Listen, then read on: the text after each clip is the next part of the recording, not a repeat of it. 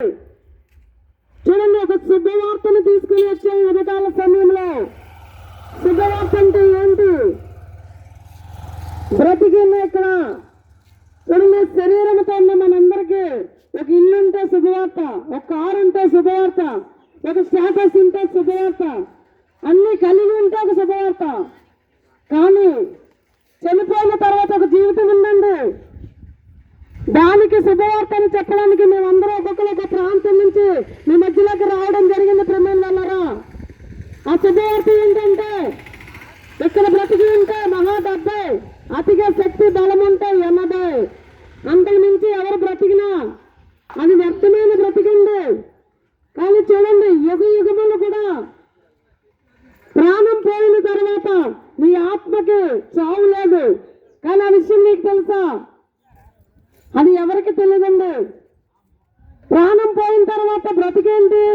ప్రాణం పోయిన తర్వాత కాల్చేయడమో గోతులో పెట్టేయడమో చేస్తారు కదా.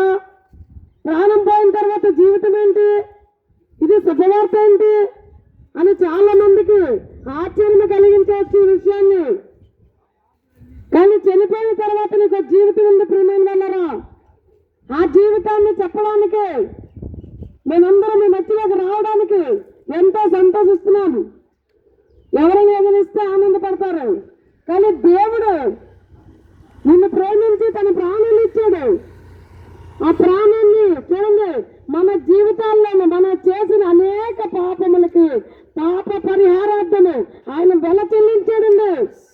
2025 సంవత్సరముల క్రితం, 2025 సంవత్సరముల క్రితమే తన అద్వితీయ కుమారుణ్ణి, తన కుమారుణ్ణి ప్రేమించి, దాని మనందరినీ ప్రేమించి ఆయన కుమారుణ్ణి నీ పాపముల కొరకు నా పాపముల కొరకు బలి యాగం అవ్వాలని, బలి అర్పణ చేయాలని, ఆ బలి ఎవరు ఇవ్వాలి?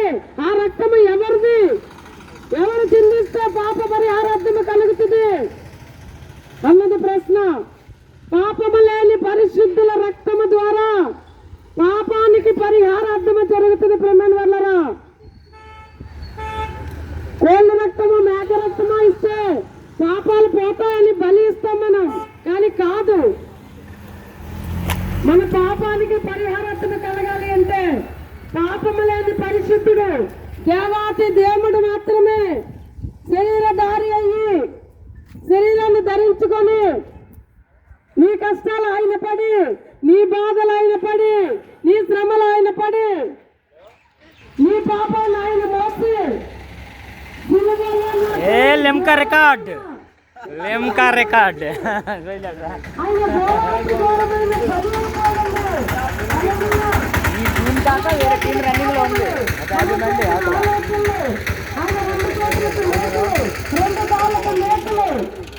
తలకి ముళ్ళ కిరీటము ధరించుకొని నీ పాపాల కొరకు నా పాపాల కొరకు తన రక్తము చిందించాడండి.